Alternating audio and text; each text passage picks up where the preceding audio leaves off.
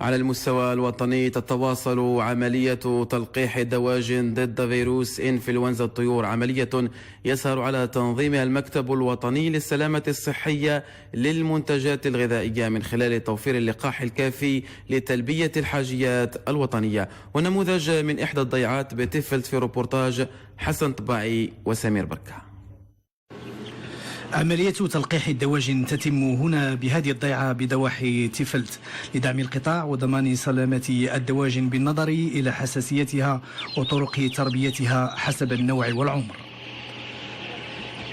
وهذا التلقيح هذا غادي يستغرق لنا ان شاء الله واحد اليومين حتى 3 ايام على حسب، لان اللقاح كيتعطى عن طريق حقنه، والحقنه كتعطى لكل طائر على حده. المكتب الوطني للسلامة الصحية للمنتجات الغذائية قام بعدة تدابير احترازية، منها المراقبه اللصيقه ديال ضيعه تربيه الدواجن معيه الاطباء البياطره الخواص، تعزيز اجراءات السلامه البيولوجيه على مستوى ضيعه تربيه الدواجن. ومؤخرا يعني حاليا كاينه واحد العمليه تلقيح شامله على مجموعه التراب الوطني. مهني القطاع يراهنون على التدابير الاحترازيه للارتقاء بقطاع الدواجن.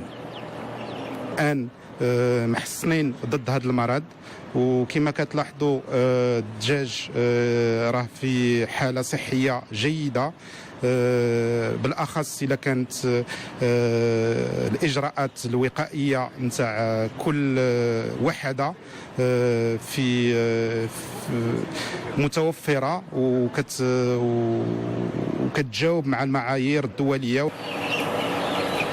توزيع اللقاح ومباشرة التلقيح عمليات ستعمل على محاربة أنفلونزا الطيور بشكل نهائي، وبذلك يكون المغرب البلد الذي قام بإجراءات استباقية وبسرعة المطلوبة لمحاربة المرض وفي ظروف قياسية على المستوى الدولي.